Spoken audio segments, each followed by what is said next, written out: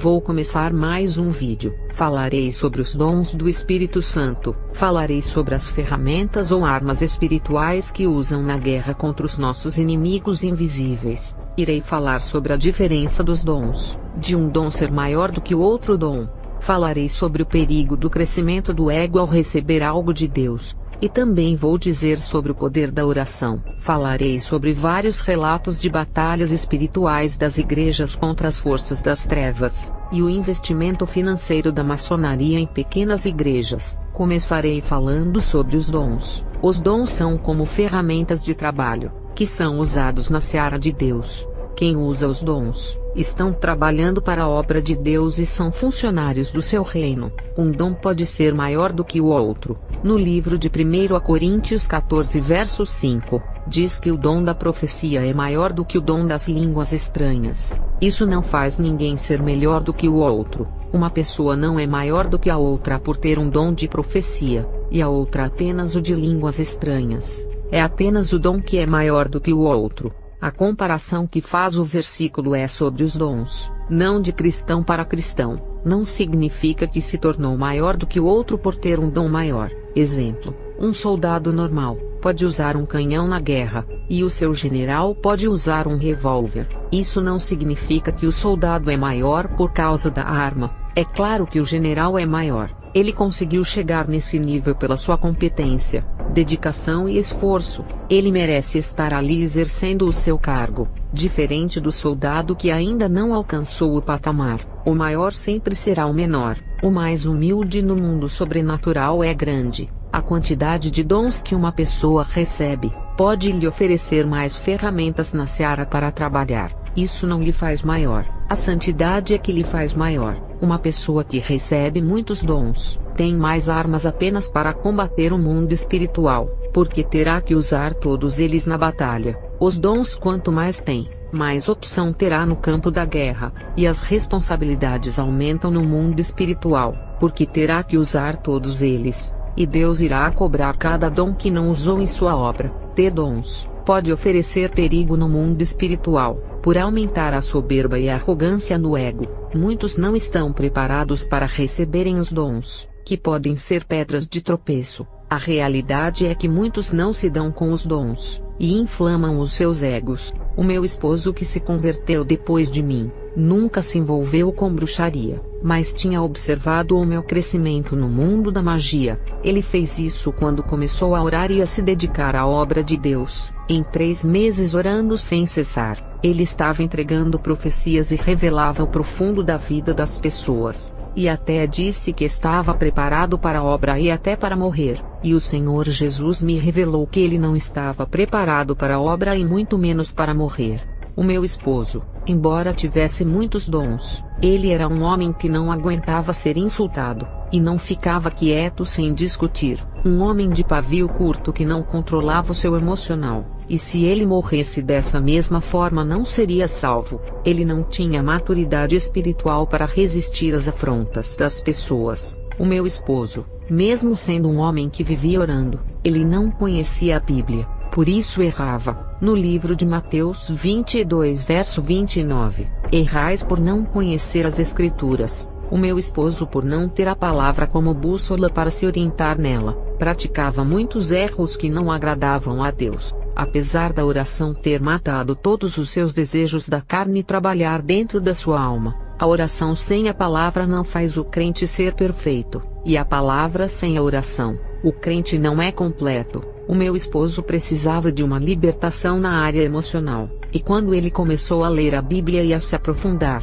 ele foi liberto. No livro de João 8 verso 32, e conhecereis a verdade e a verdade vos libertará. E depois que o meu esposo passou essa experiência, eu tive a convicção de que os dons não salvam, mas aquele que pratica a palavra. Os dons podem auxiliar na obra de Deus ajudando as pessoas, mas eles não irão servir para salvar a sua alma. E a maior prova foi a queda de Lúcifer, por ser um anjo que tinha dons, beleza e perfeição. Todas essas qualidades não ajudaram, e de perfeito se corrompeu. Isso é a prova de que se ele permanecesse santo, não teria perdido o seu lugar igual Adão perdeu. Ele mesmo fez o homem perder o paraíso, fazendo-o ser rebelde igual a ele que perdeu o seu lugar no reino do céu pela sua rebeldia, porque para o homem tem perdão e para Lúcifer não. O homem pecou não por querer, mas por ser induzido ao erro. Já Lúcifer não foi induzido ao erro,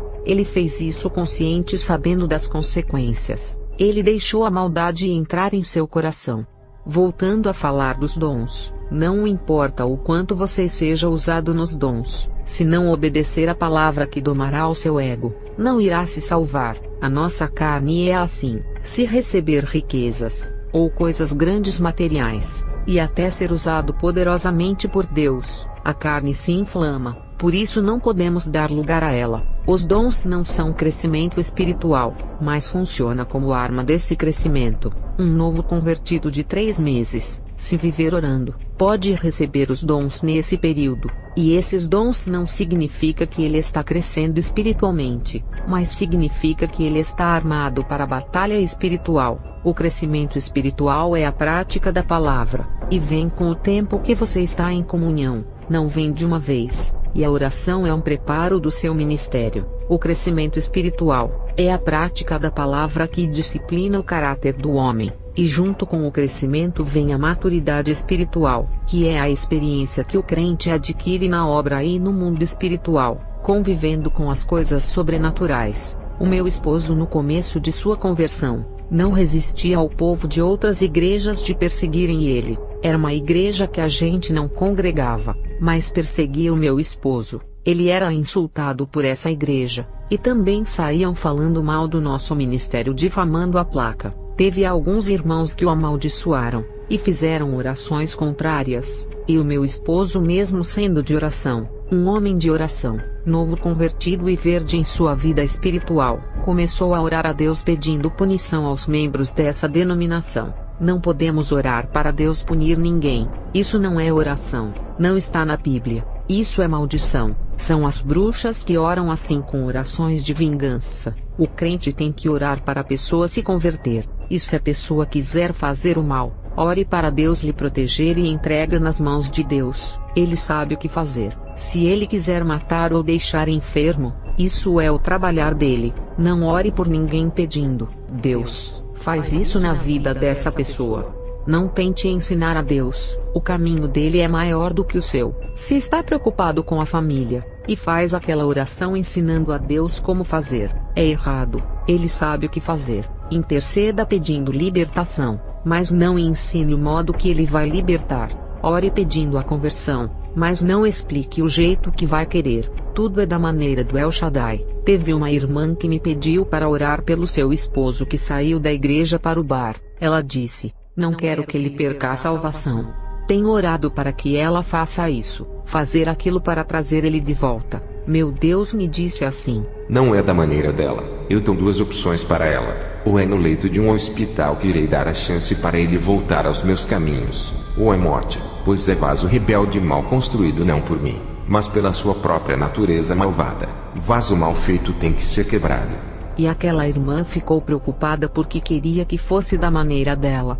Sobre o meu esposo, hoje ele ora mais, e não guerreia com crentes de outras igrejas por ser um crente maduro. O ministério ainda continua o atacando, mas o meu esposo ignora e continua fazendo a obra. E Deus tem provado essa igreja por atacar o meu esposo. As coisas não dão certo para essa igreja, e as vidas espirituais dos membros estão amarradas espiritualmente. E o ministério do meu esposo cresceu, porque ele desviou a sua atenção daquilo que é inútil, que é a contenda, e se focou nas coisas de Deus. Quando deixou de guerrear contra a carne, o seu ministério começou a crescer de uma forma espantosa.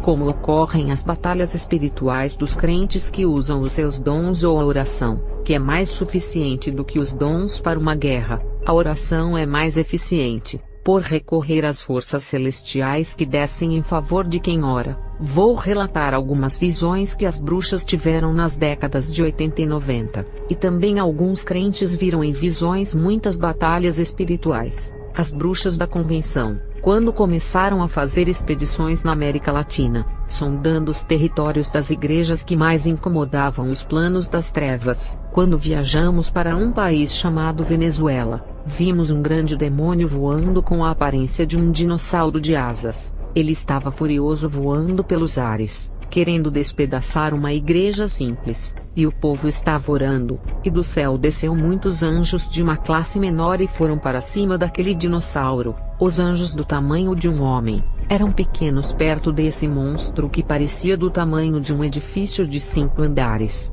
Esses anjos imobilizaram a grande criatura com correntes espirituais. Eles desceram ao inferno, pelo perigo que esse monstro era. Mesmo nos ares era uma barreira para impedir as orações. Antes disso acontecer, a criatura tentou resistir à sua prisão atacando os anjos, mas perdeu a batalha nos ares. No país chamado Bolívia, quando viajamos, houve um caso semelhante de um demônio muito fino com asas parecendo uma formiga gigante. Ele era híbrido, uma parte formiga e a outra humana. Ele tinha uns 12 metros de altura, e quando abria a sua boca, um jato de água cheio de espinhos saía. A água estava escura, e o seu cheiro fedia. Eu vi muitos anjos que tinham a altura de homens. Eu nunca vi um grupo de anjos, que mesmo de estatura baixa perto do demônio gigante, eles eram extremamente fortes. Eles faziam uma grande barreira espiritual, que impedia que aquela água imunda com os espinhos entrasse dentro daquela casa de oração, onde o povo estava orando. Aquela água suja estava infestada de espíritos malignos dos falsos sinais, que não conseguiram entrar por causa da oração. No país do Equador também aconteceu algo terrível e sobrenatural. Em cima de uma igreja humilde que o povo estava dentro orando, um demônio com forma de morcego e humana, com garras de aço com 3 metros de altura, um demônio desce. Se pegar uma alma no inferno com essas garras, ele rasga, corta e faz virar um moído de pequenos pedaços. Esse demônio voando pelos ares atacava pela boca, e quando abria a sua boca, um vento forte saía de dentro parecendo com letras árabes que não dava para entender. São letras do mundo espiritual. Quem lembra quando o profeta Daniel interpretou as letras escritas por aquele dedo misterioso, onde o rei da Babilônia bebia vinhos com os seus convidados? Essas letras, se fossem de algum idioma humano, os magos teriam interpretado, ou algum sábio que sabe vários idiomas, mas era espiritual, e nem os demônios conseguiram interpretar essa escrita através dos demônios. Enfim, os espíritos malignos também escrevem letras do submundo para que ninguém entenda, a não ser os seus escravos. E quando o demônio de garras de aço vomitou aquelas letras estranhas que ninguém entendia, o povo orava dentro da igreja na hora do ataque. As suas orações se ajuntaram, e formaram uma gigante bola de fogo do tamanho daquela igreja. Essa bola se fez uma grande cobertura de oração que cobria as 4 paredes e o teto daquela casa, e aquele vento forte cheio de letras não conseguiu penetrar dentro daquela igreja. No país chamado Rússia, uma escola de bruxas que estavam tentando destruir um missionário através da magia. Eram um total de 56 bruxas muito poderosas que estavam tentando matar o missionário, mas através dos dons de videntes, elas viam um exército de anjos ao redor da cama do missionário. Ele dormia muito tranquilo, e estava escoltado das forças celestiais. As bruxas, com muita ousadia, se sentindo poderosas, lançaram magias contra aquele exército de anjos, e os dardos malignos, ao chegarem perto dos corpos gloriosos daqueles anjos, se dissolveram igual a pó de suco, e daqueles anjos saiu uma bola de luz que foi em direção às bruxas, e todas foram feridas com enfermidades incuráveis que se tornaram em chagas cancerígenas dentro dos seus corpos. Essa visão foi na década de 50, mas as bruxas não morreram no mesmo dia, e sofreram anos com o câncer e algumas até décadas. Todas morreram em cada tempo, não faleceram no mesmo ano e nem no dia que foram feridas. As bruxas antigas me falaram: eu não alcancei esse tempo. E tem crente que acha absurdo quando eu digo essa visão, porque a sua fé é carnal, naquilo que ele não pode ver para crer. Tem crente que acha isso impossível de acontecer. Em Apocalipse, os próprios anjos das trombetas e dos selos executam o juízo de Deus ferindo o ar, as águas e a terra por serem lugares contaminados pelos demônios e o pecado. Os anjos do Apocalipse ferem até os povos da terra pelas suas rebeldias. A própria Bíblia afirma que os anjos de Deus ferem e também matam todos os que se colocam contra a obra de Deus e tentam destruir seu povo. No livro de 2 Reis 6, verso 18, o exército da Síria cercou o acampamento de Israel. O profeta Eliseu, homem de Deus, auxiliava o povo, e a Síria queria destruir o povo de Deus e tocar no profeta Eliseu e o exército de anjos. Por causa de Eliseu e ao pedido de sua oração, feriram todos aqueles homens de cegueiras. O que Deus não faz por um ungido, envia até um exército em seu favor e ainda protege um povo inteiro, porque aceitou aquele profeta como conselheiro. Quem não acredita que os anjos não podem ferir uma pessoa, com aquele argumento de que só na antiguidade que aconteceu, e que hoje não acontece? Tem pessoas que acreditam em um fato que aconteceu na Bíblia, mas não creem que isso pode se repetir. A sua fé não é verdadeira. O mesmo Deus que operou no passado, ainda continua operando, porque ele não muda. É o mesmo de ontem, hoje, amanhã e sempre. No país chamado Peru, aconteceu um caso sobrenatural que as bruxas viram no mundo espiritual. Um demônio de 4 metros de altura, parte crocodilo e a outra parte humana. Ele estava do lado de fora diante da igreja que orava na noite do culto. Ele lançava flechas de suas mãos em direção ao povo de Deus.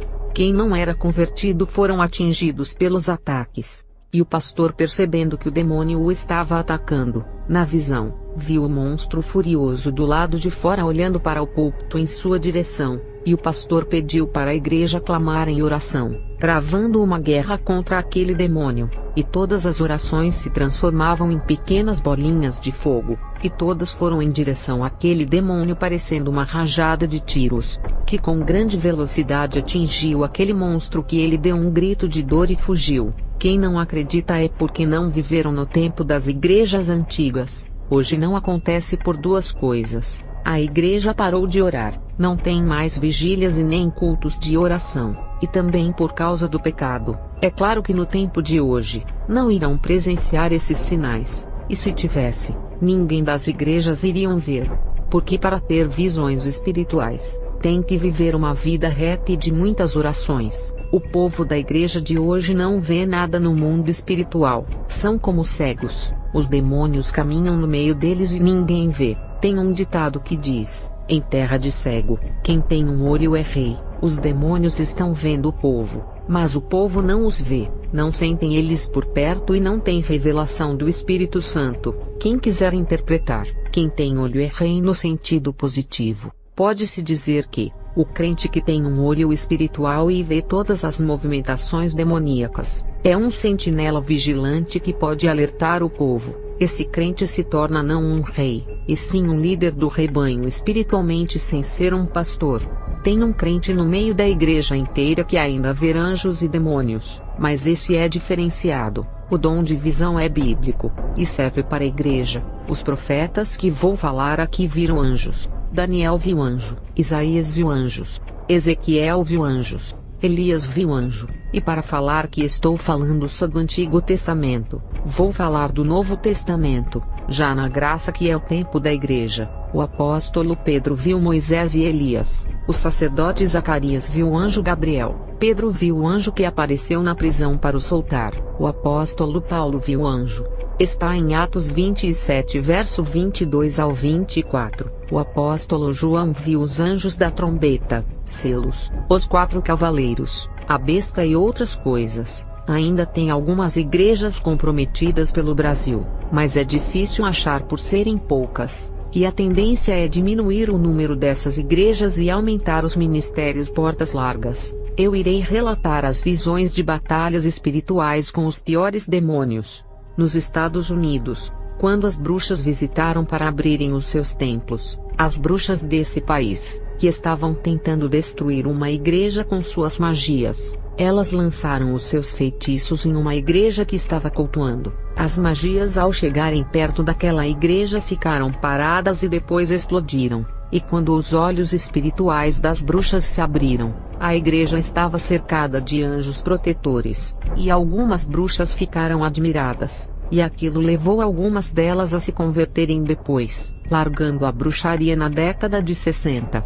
No país da Colômbia, aconteceu algo com um pastor zeloso na obra de Deus. Ele tinha chegado do culto, e depois leu as Escrituras e foi orar. Um demônio foi enviado do inferno para destruir a sua vida, por ele estar incomodando muito no mundo espiritual. Ele estava de joelhos, e teve uma percepção da presença maligna daquele demônio que entrou na sala de sua casa, e aquele demônio com as suas mãos lançou os seus dardos para cima dele. O pastor não conseguia ver esse demônio lhe atacando, mas através da presença dele, sabia que estava do lado esquerdo lhe observando. Ele apontou a sua mão nessa direção, e com voz de autoridade uma bola de fogo saiu, e atingiu aquele demônio que ele pegou fogo e ardia em chamas correndo daquela casa. Demônio atrevido em querer atacar o homem de Deus no próprio lar dele. Isso é o mundo espiritual que é real. Estejam preparados para viverem isso. Tem crente que não vê e nem sente, parecendo que os demônios não existem, mas são bombardeados com os dardos infernais, e vivem enfermos e dependentes de remédios.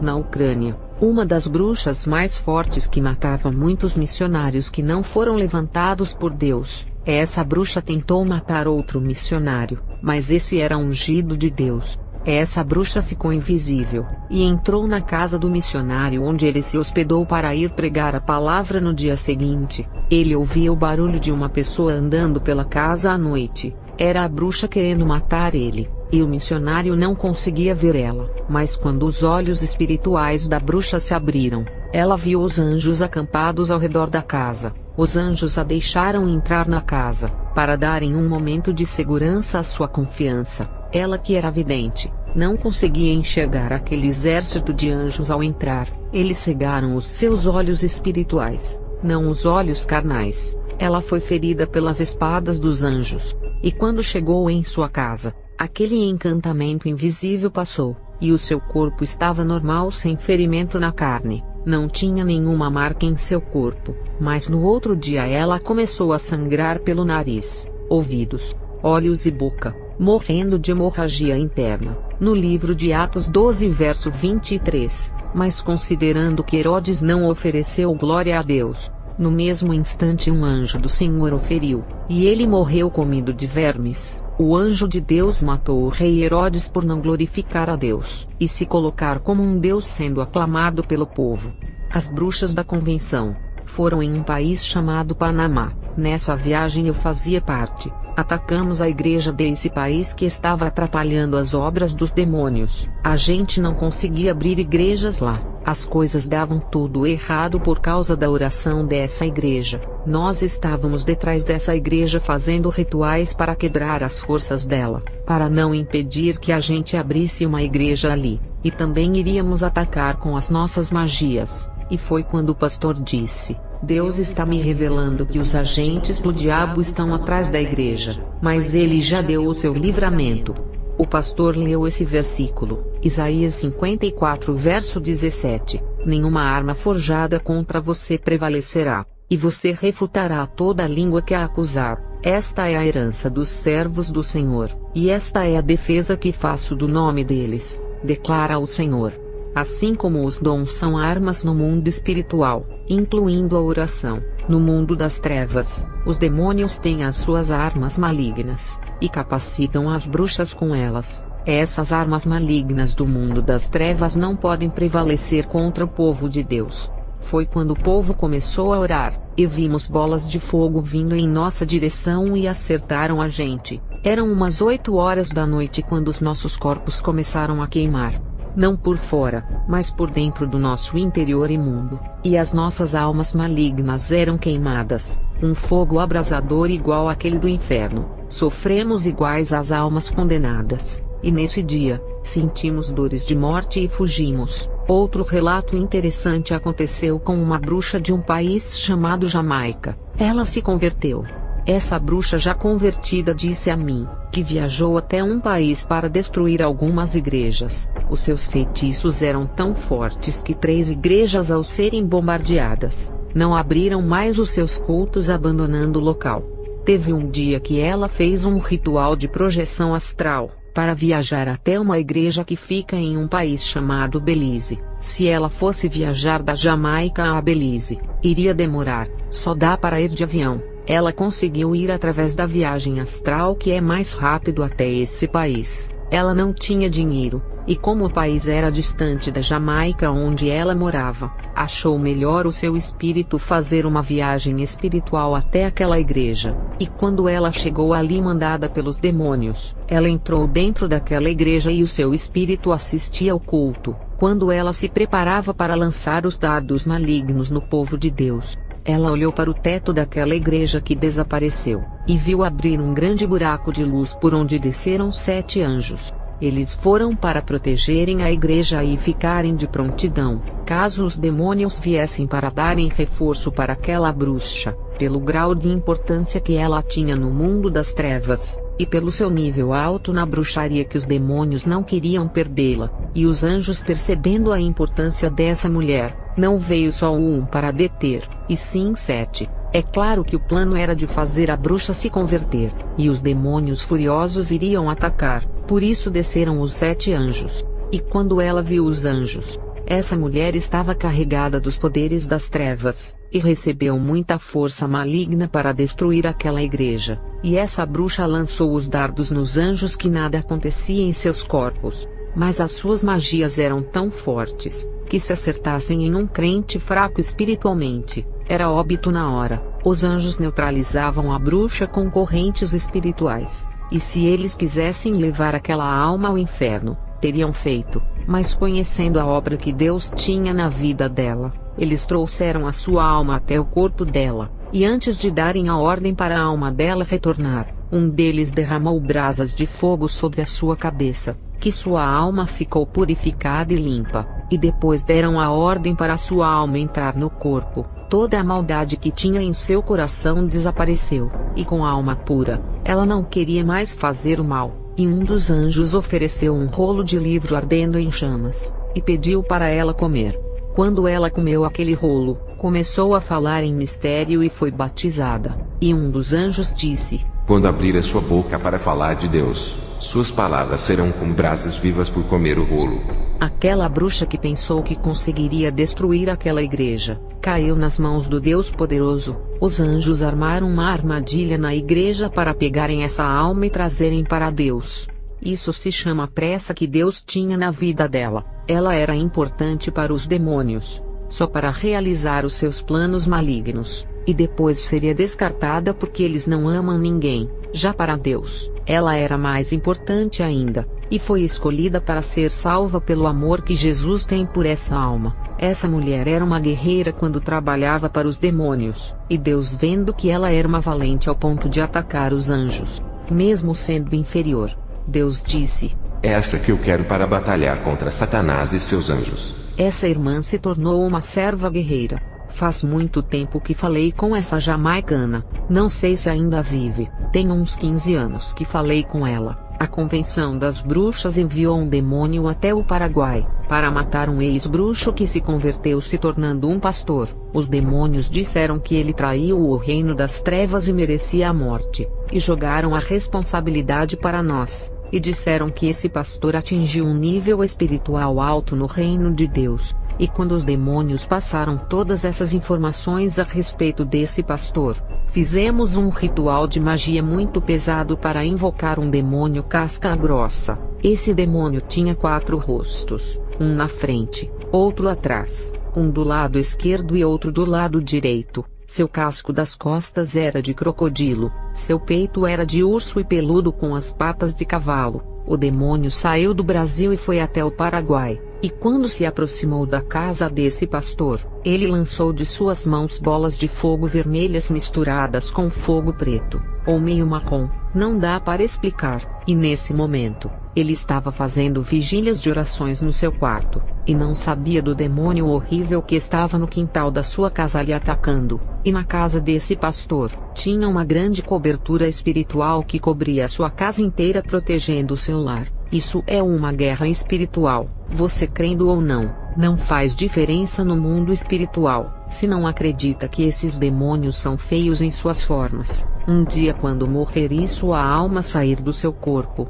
irá ver as formas de cada demônio, e acreditará tendo as suas próprias experiências. Quando a maçonaria elaborou os seus planos para contaminarem as igrejas, Deus levantou um pastor de um país chamado Guatemala que ganhava almas com a unção em suas palavras, e Deus lhe deu um ministério para ele cuidar, e começou muito bem nos primeiros anos do seu ministério pastoral, mas conforme a maçonaria crescia na América Latina, o convite da aliança chegou até a esse homem que não sabia do perigo, pensando que o homem que pediu para fazer a parceria queria ajudar o seu ministério. Ele enxergou a possibilidade do seu ministério crescer e expandir. Ele não consultou a Deus para ver se aprovava a aliança, e nessa parceria, a igreja desse pastor ficou submissa às direções da maçonaria, uma obra que Deus entregou em suas mãos. Ele entregou nas mãos de Satanás para controlar o povo, e Deus se irou contra esse pastor e o anjo de Deus o feriu. Ele teve câncer e morreu. Antes disso acontecer, que foi o controle da maçonaria sobre a igreja, Deus lhe enviou 3 vasos para o advertir. Primeiro enviou um muito humilde que ele desprezou pela aparência, e depois enviou uma missionária que ele ignorou por se tratar de uma mulher, e por último mandou um jovem adolescente, no qual ele, vendo a pouca idade e a falta de experiência de vida, não deu ouvidos. Deus primeiro avisa dando chances, para depois estabelecer o seu juízo, e dentro do seu coração, ele se cresceu, e convencido de que nada iria acontecer, porque Deus o havia levantado na terra com grande unção. Esse fato aconteceu na década de 80, e Deus desistiu desse ministério de suas mãos na qual tinha promessas. No país chamado Uruguai, tinha um homem de Deus que o seu ministério crescia na unção, e o poder de Deus operava ali. Os demônios vieram comunicar às bruxas do perigo que se aproximava, e nós da escola enviamos uma legião de demônios até o Uruguai para matar esse homem de Deus. E as bruxas acompanharam a batalha espiritual através de uma bola de cristal. A gente viu quando a legião cercou a casa desse homem de Deus. Esse homem já estava esperando que isso acontecesse, e ficou de joelhos na posição de guerra. Deus já tinha aberto os seus ouvidos espirituais, o fazendo ouvir todos os nossos planos, do seu país. Ele conseguiu ouvir as conversas que os demônios tiveram com as bruxas aqui no Brasil, e quando aquela legião lançou os dardos em direção àquele homem, uma forte luz desceu do céu fazendo aqueles milhões de dardos desaparecerem juntos com a legião, e nós através da bola de cristal, vimos tudo isso e ficamos espantadas. Na década de 80, uma pequena igreja que estava se destacando em um país chamado de República Dominicana, recebeu um convite da maçonaria. Um grupo de investidores da maçonaria queria patrocinar aquela igreja para fazerem crescer, divulgar a sua marca e espalhar o nome do ministério pelo país inteiro e por toda a América Latina. O pastor dessa igreja primeiro orou a Deus. E um anjo de Deus que foi o responsável pela criação daquela igreja e sempre auxiliava esse pastor, o anjo responsável da obra lhe apareceu, e disse para recusar o convite satânico de corrupção ministerial, e esse pastor recusou o convite dos investidores maçônicos. A partir do momento que um pastor aceita esse investimento, seria como uma empresa que vende parte das suas ações passando para o controle de terceiro, e assim o dono da empresa já não é mais o chefe majoritário que controla a sua empresa 100%. Quando vende uma parte das suas ações ou franquia, ele não pode tomar as decisões sozinho, e sempre tomará decisões com os outros líderes que compraram parte das ações. E a maçonaria queria investir muito dinheiro em igrejas pequenas, e assim assumirem o controle. O pastor que aceita o dinheiro sem pagar nada, ele não tem obrigação de devolver o dinheiro, e fica refém das direções dos investidores. Isso tira o controle completo do pastor de tomar as decisões sozinho acerca de doutrinas e o projeto de expandir a sua igreja. Se o pastor tem o desejo de abrir a sua igreja em uma vila pobre da África, não poderá sem consultar os investidores. Quando a maçonaria assume 10% do controle dessa igreja, o pastor não pode abrir a igreja sozinho. Se os 10% disserem para não abrir, eles investem o dinheiro e têm o poder aquisitivo em suas mãos que deixou o pastor dependente deles. E se aquela vila pobre não oferecer o retorno financeiro para a maçonaria, eles não abrem igrejas em lugares onde o povo não tem dinheiro, mesmo que o pastor queira abrir uma igreja nessa vila pobre. Quando a maçonaria investe dinheiro em seu ministério, Eles irão querer o retorno através das ofertas e dízimos do povo, por isso que eles gostam de abrir igrejas nos centros das cidades onde o povo tem dinheiro. Eles investem em catedrais e grandes templos com capacidade de acomodarem multidões de pessoas, porque eles enxergam a possibilidade de arrecadarem milhões de dólares, euros ou reais, depende do país de origem das cédulas. O investimento em construção de gigantes templos pela maçonaria são vantajosos, porque o retorno sempre vem. Antes de ser uma bruxa, na década de 70, as bruxas me disseram que a maçonaria construiu uma igreja gigante com capacidade de acomodar multidões de pessoas, e essa igreja estava contaminando uma cidade inteira com o seu ocultismo, e a ira de Deus se acendeu contra aquele ministério. Multidões de anjos desceram naquele templo imundo, e feriram os responsáveis. Os anjos da justiça só não feriram as pessoas inocentes que não sabiam da feitiçaria oculta que tinha nesse templo. Uma multidão de homens e mulheres que não sabiam dessas coisas, mas compactuaram com essas maldades foram feridos também. Os inocentes que não quiseram compactuar se livraram. Essa igreja foi uma das que mais morreram os seus membros. Os anjos também ferem e matam, não é somente os demônios. No Apocalipse, os anjos derramarão as taças da ira de Deus para punirem os rebeldes. O livro de Apocalipse é o que mais que traz punições aos pecadores. Se acham um absurdo os anjos ferirem uma multidão de pessoas de um ministério, imagine no Apocalipse quando os anjos ferirem 1/3 de todo o planeta Terra. Planejávamos atacar a igreja em um país chamado de El Salvador.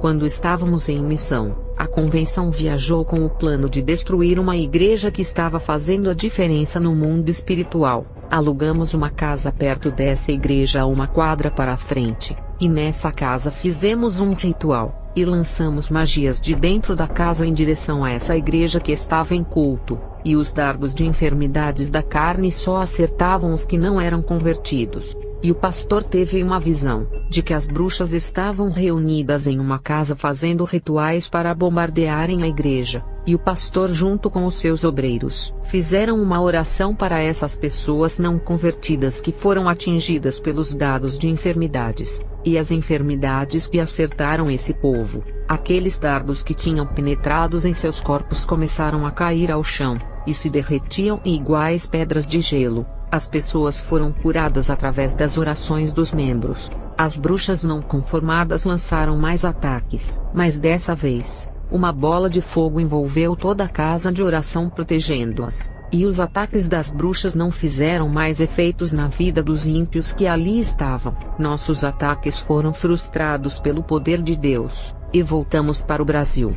Na Espanha, uma igreja de vila que se destacava no mundo espiritual, o pastor, querendo ver a sua igreja encher de pessoas, olhou para uma igreja maçônica que teve um crescimento espantoso, e ele queria copiar as inovações dessa igreja tanto na forma de cultuar, e também doutrinária. Em uma noite, o pastor estava orando e teve uma visão do anjo de Deus passando com a sua espada nas mãos. O pastor, preocupado com a visão, orou a Deus, e pediu uma revelação, e o Senhor disse a ele: Se quiser escolher esse caminho para essa obra crescer, ela se multiplicará por todos os lugares que abrir. Mas esse anjo que viste na visão, é apenas um dos executores do meu juízo. Se essa igreja que está em suas mãos se multiplicar na terra com doutrina de demônios, enviarei uma milícia desses anjos para ferirem todos os povos que estiverem congregando em seu ministério. Eles pagarão com as suas vidas se seguirem as doutrinas dos demônios. E se o seu ministério propagar essas doutrinas, será anátema. A escolha está em suas mãos. Escolha a verdade e terás vida. Mas se escolher a mentira, a morte assolará o seu ministério. E quando o pastor ouviu essa advertência, ele desistiu de copiar a doutrina da igreja vizinha. Esse caso aconteceu na década de 70, quando as igrejas começaram a serem influenciadas pela maçonaria.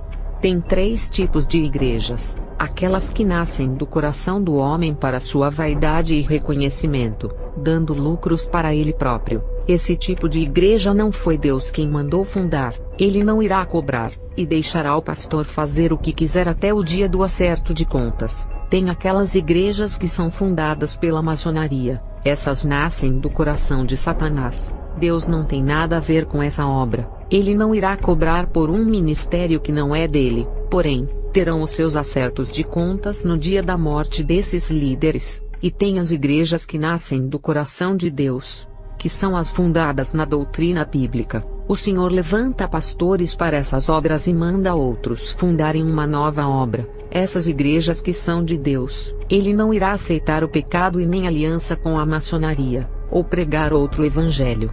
Deus irá cobrar quem mudar a sua obra ou fazer aliança com as trevas. O seu zelo pela sua obra faz o Senhor castigar o pastor que ele confiou a sua obra, e o líder que contaminou a sua amada igreja. Deus se importa com a igreja que ele levantou e está em sua direção. Não se importa com igrejas feitas pela vontade dos homens e nem pelas igrejas da maçonaria. Ele tem zelo por aquilo que é dele.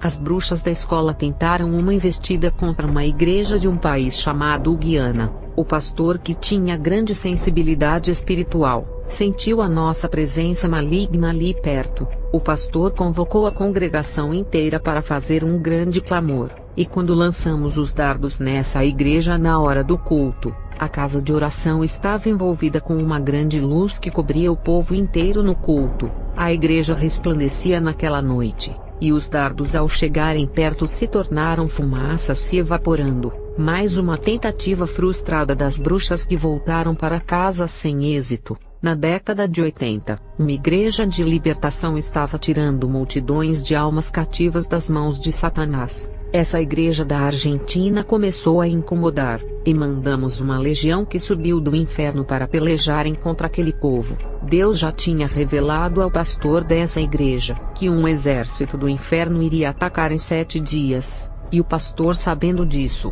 ajuntou com a congregação inteira e fez uma campanha nesses 7 dias. E quando o exército de demônios se aproximou da igreja, atingiram os seus dardos em direção à oração. Uma milícia de anjos de guerra com escudos e espadas em suas mãos protegiam o povo, e o exército de demônios, vendo que não podiam enfrentar os anjos e guardiões, eles recuaram para trás, retornando ao inferno, entrando por um buraco negro que se abriu na terra. Os anjos não permitiram que os dardos acertassem aquele povo que orava fervorosamente. As bruxas se reuniram para outra expedição, e foram para um país chamado de Nicarágua. Um evangelista que estava sendo um impedimento para as obras das trevas era o nosso alvo. Um demônio apareceu em um ritual das bruxas, e disse que ele não era um crente qualquer. A gente foi até o Nicarágua para matarmos esse evangelista na magia. Quando nos aproximamos da sua casa à meia-noite, nós lançamos dardos nele, mas da sua boca veio uma grande bola de fogo de 1 metro que envolveu todas as bruxas. Podemos dizer que ficamos enfermas no dia seguinte. Esse irmão, ao receber o nosso ataque, abriu a sua boca no clamor e saiu essa bola de fogo. O evangelista também ficou enfermo. Deus permitiu que ele fosse atingido. Eu encontrei esse evangelista depois que me converti. Segundo ele, Deus fez os seus ouvidos ouvir os nossos planos daqui do Brasil. Ele já sabia que as bruxas iriam lhe atacar perto da sua casa. Ele disse a Deus que não tinha medo, e que podiam ir todas as bruxas do mundo contra ele. Ele disse assim: eu tenho unção, Deus me deu autoridade contra o mal. Ele se exaltou em seu ego, se sentindo autoconfiante. Ele disse que nesse momento confiou nas forças de seus braços, e foi surpreendido quando os dardos das bruxas acertaram ele. O evangelista não acreditou que tinha sofrido aqueles ataques das bruxas, ficando enfermo. Naquele momento, ele se sentiu como um homem indefeso, de um leão feroz. Se tornou uma ovelha fraca que precisava do seu pastor, o verdadeiro leão de Judá. Ele disse que ficou 3 meses enfermo, e a sua confiança nele mesmo tinha acabado. Ele voltou à sua confiança em Deus e reconheceu que era fraco, e sem ele nada podia fazer. Deus permitiu que isso acontecesse para lhe ensinar uma lição, para que ele nunca deixasse de depender das suas providências. Ele disse que ficou mais humilde depois desse acontecimento, e as bruxas que foram atingidas por aquela bola de fogo de 1 metro de altura, eram 9 bruxas. 7 foram atingidas,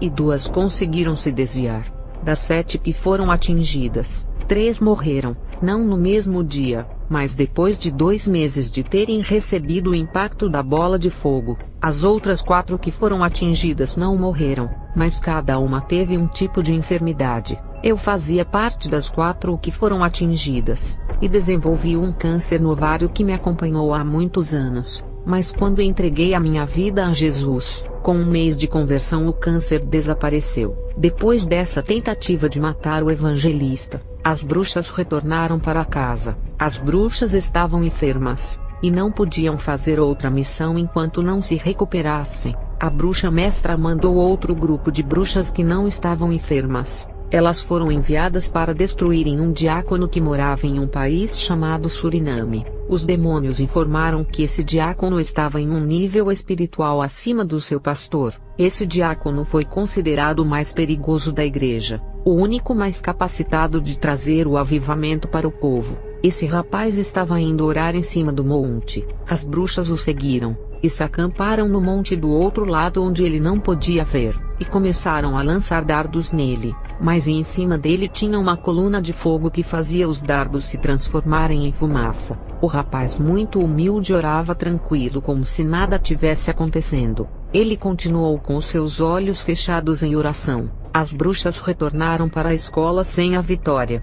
As bruxas tinham outra missão, para destruírem uma forte igreja em um país chamado Costa Rica. Eu fui nessa expedição com as bruxas, e ficamos dentro do hotel do centro da cidade. Não conseguimos alugar uma casa mais perto da igreja, e o hotel ficou longe dessa congregação, e ficamos semanas esperando uma oportunidade para atacarmos. Quando a igreja marcou uma vigília no sábado, uma bruxa disse que iria atacar a igreja nessa vigília. Iria atacar os mais fracos. A gente pediu para ela não ir sozinha, e que todas precisavam se preparar, porque os demônios tinham alertado que a igreja era da madrugada. O povo era de vigílias, e quando não tinha na igreja, eles faziam em suas casas. E as bruxas, curiosas para saberem se ela era forte e igual a todas, diziam: ela levou todos os preparos na mochila para fazer o ritual em frente da igreja. Quando começou a vigília, ela foi sozinha, e começou a fazer um ritual em frente da igreja quando a vigília começou, e quando o povo começou a clamar a Deus. Aquela bruxa que duvidou da capacidade daquele povo, viu um monte de bolinhas subindo ao céu saindo do teto da igreja, e quando aquelas bolinhas de oração subiram ao céu, a bruxa lançava magia que nem entrava pelas portas da igreja, todas paravam na porta. E quando as bolinhas que subiram ao céu do clamor dos crentes sumiram nas alturas, uma gigante bola caiu do céu, parecendo um cometa de fogo em cima daquela bruxa, fazendo-a sofrer queimaduras na pele. No dia seguinte, levamos ela para o hospital, que não resistiu às queimaduras. Ela faleceu, fazendo com que as bruxas retornassem ao Brasil. Aquela bruxa, com toda a sua falta de respeito, preparou um ritual em frente da igreja, na hora da vigília, quando o povo estava recebendo um revestimento de Deus. A missão das bruxas era de destruir uma pequena igreja através das ordens dos demônios, e dessa vez, a escola mandou uma das bruxas mais fortes do templo. Ela só estava abaixo da bruxa mestra na hierarquia. Essa bruxa foi por causa da morte da outra. Ela disse que faltou liderança, por isso que a outra bruxa morreu, e dessa, o destino era outro país. E quando chegamos em um país chamado de Guiana Francesa, nos hospedamos em um hotel, para planejarmos a forma de atacarmos aquela igreja que estava causando transtornos para as obras das trevas. No culto da noite dessa igreja, algumas bruxas estavam querendo entrar lá. A bruxa líder não deixou, e disse que era mais seguro ir sondar o território primeiro antes de atacar, e ainda disse: somente uma vai, e tem que ser eu, porque sou a mais preparada para sondar. Lembra que uma das nossas foi sozinha e voltou morta. E a bruxa, a chefe confiante, foi desafiar aquela igreja. Antes dela entrar, fez um ritual de encantamento para ficar invisível e entrar dentro daquele culto. Ela foi sondar aquele território e entrou dentro da igreja na hora do culto. Ninguém enxergava ela, mas antes de lançar alguma magia em alguém, o povo começou a clamar, e a bruxa sentiu que cada palavra que o povo clamava, se formava como correntes espirituais que se enrolaram em seu corpo, deixando-a imóvel. Os braços dela não conseguiam se desprender do seu corpo. Ela estava paralisada, e não podia mover as suas mãos para lançar a magia. Com muito medo de morrer, ela usou o poder da mente, do terceiro olho da mente, e foi transportada para o hotel onde as bruxas estavam. As bruxas podem se transportar para qualquer lugar com as forças das trevas. Em Mateus 4 verso 8, novamente o diabo transportou Jesus a um monte muito alto, e mostrou-lhe todos os reinos do mundo e a glória deles. Repare que o diabo transportou Jesus a um monte. Esse processo de se transportar ou movimentar em alta velocidade se chama transladação. As bruxas conseguem fazer isso, de uma vila para outro bairro, ou de viajar a outro país sem precisar de avião.